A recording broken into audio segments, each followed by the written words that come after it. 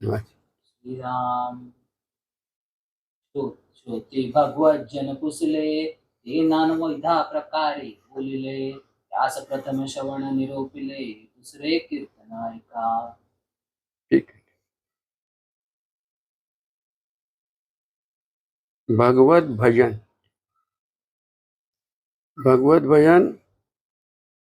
भजन किती आणि कशा प्रकारे घडत आहे किंवा घडायला पाहिजे.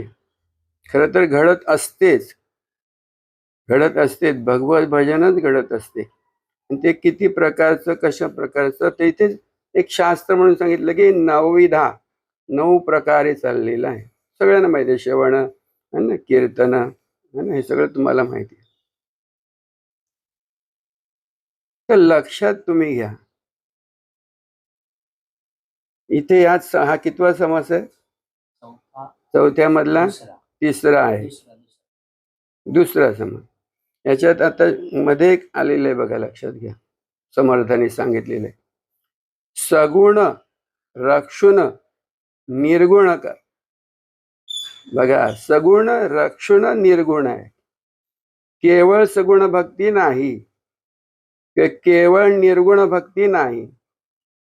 बघायला गेलं तर तुम्हाला असं वाटणार की केवळ निर्गुण आहे तर केवळ निर्गुण, किंवा केवळ सगुण दृष्टीला पडतं तर केवळ सगुण.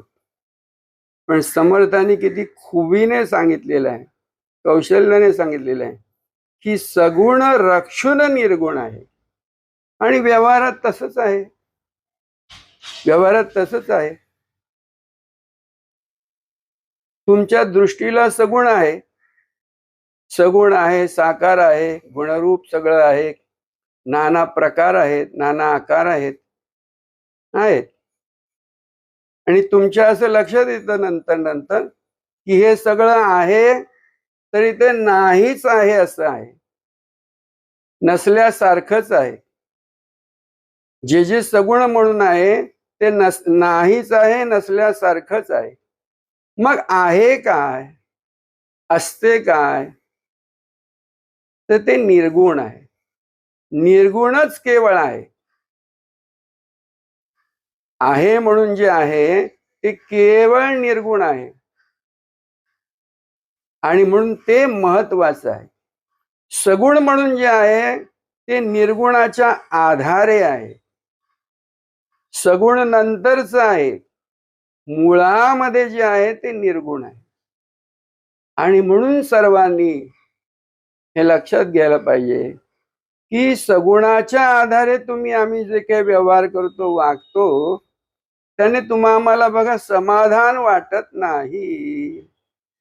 समाधान वाटणार नाही, वाटतच नाही. कारण ते खरं नाही ना, खरं नाही. ते खोट्याच्या आधारे तुम्ही किती दिवस काढणार? दिवसच काढणार. खोट्याच्या आधारे दिवसच काढणार. परंतु दिवस रात्र किंवा हे आदी आणि अंत म्हणून जे काही उभं राहतंय त्याच्या मुळाशी काय आहे, आदिम मुळाचं मूळ काय आहे, तर ते निर्गुण आहे. म्हणून सगळे साधू संत तुम्हाला सांगतात की बाबांनो, खरं सुख म्हणून जे काही आहे, खरं सुख म्हणून जे आहे त्याचा तुम्ही शोध घ्या, त्याचा अर्थ लावा, ते काय आहे ते पहा. म्हणून आमचे महाराज नेहमी सांगतात की तुम्ही हे भक्ती करता, सगळं करता, परंतु तुम्हाला मागे यायला पाहिजे. परमार्थामध्ये प्रगती करायची म्हणजे काय, तर मागे या. 2-3 वेळा तुम्ही स्वतः की मागे यायची आहे. तुमची जी धाव आहे ती पुढे धावताय तुम्ही. प्रगती जगाची रीत आहे सगुणाच्या आधारे. की प्रगती म्हणजे काय, तर पुढे जायचं. आणि निर्गुणाचा जर शोध घ्यायचा असेल तर तुम्हाला मागेच यायला पाहिजे. मागे म्हणजे मुळाकडे येणे. काय तुम्ही म्हणता ते, coming back to your root. मुळात या. तर याचं मुळात यायचं म्हणजे करायचं काय? मूल स्वरूप जो है वहां आना है, तो क्या करना है फिर? जो करना जो है, क्रियाकर्म जो है ना, वो सगुण में आती है. सगुण में सब करते ही रहना, सब करते ही रहना है। जब तक करोगे तब तक सगुण में बचोगे।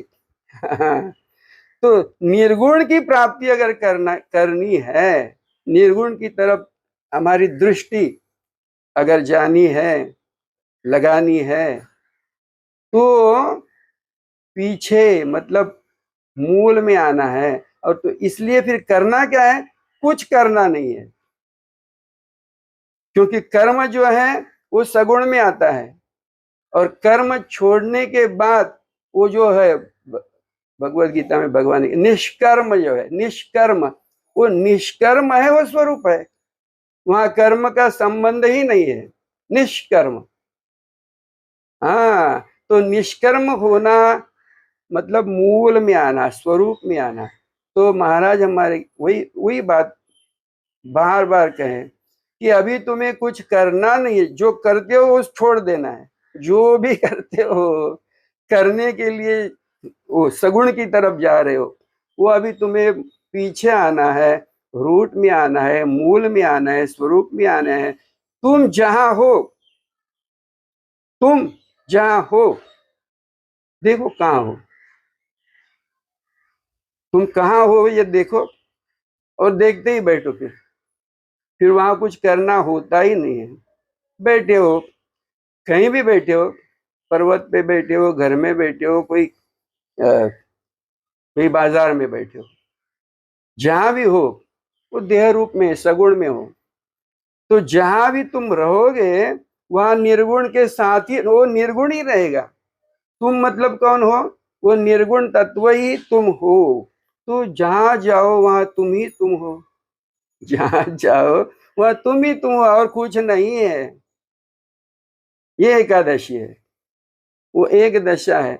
और वो एक दशा क्या है, कैसी है? वो जन्म के साथ आई नहीं है, वो जन्म से पहले है, जन्म के बाद में भी हो। तो वैसे के वैसे हो।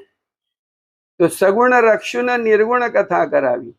तो सगुण के आधारे व्यवहार में तुम रहोगे, ही रहना ही पड़ेगा। सगुण छोड़ के कुछ होगा ही नहीं है। तो सगुण की रक्षा करो। महाराज बोलते थे, खाओ पियो, देह की रक्षा करो।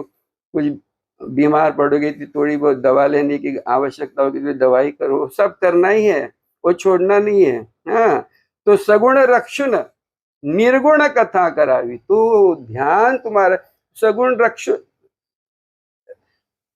सगुण की रक्षा करने वाला मूल में कौन है? वो निर्गुण है। ऐसा जो भी करता है उससे पहले कौन है? वो निर्गुण है।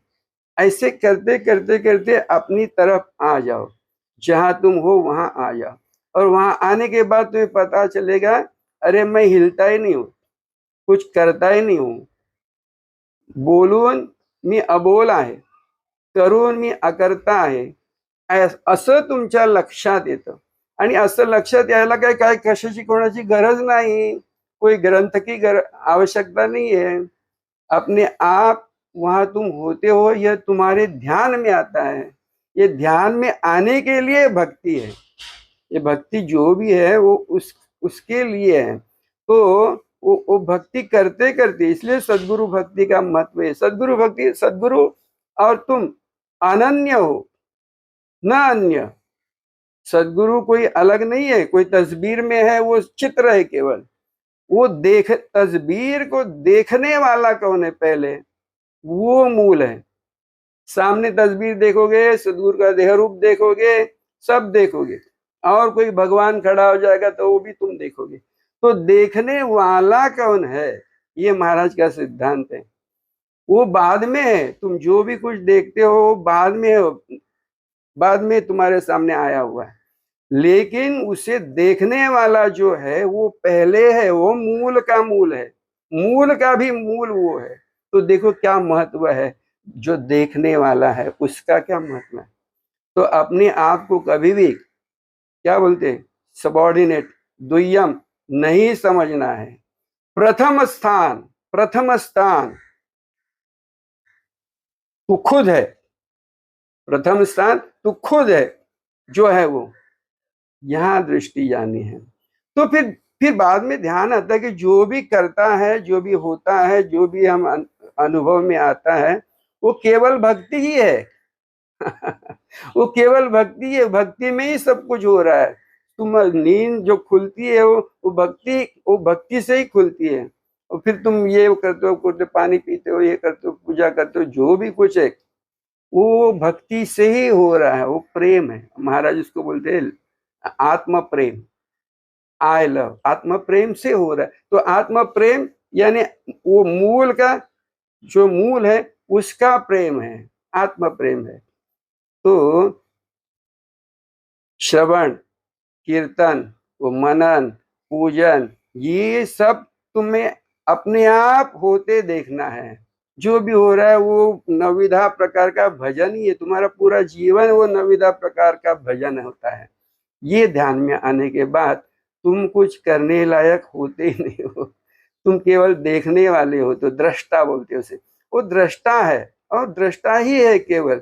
हाँ, करता नहीं है, देखता, देखने वाला देखता है स्वयं को। जगत रूप परमात्मा स्वरूप अपने आप को देखना है। वो भक्ति है, वो भक्ति का मूल सिद्धांत है। वही साध्य भी है, वही साध्य भी है। हाँ, तो जो जो हमारा मूल है वो, उसे महाराज बोलते हैं निसर्ग दत्त। वो निसर्ग दत्त है, इसलिए मैं वो हूँ और वही हूँ, वो हूँ वही हूँ। तो फिर वही वही हो जा, वही वही हो जा, और कुछ बनने की बात नहीं है। जय गुरु। राजाधिराज सद्गुरुनाथ निसर्गदत्त महाराज की जय। राजाधिराज सद्गुरुनाथ सिद्धरामेश्वर महाराज की जय।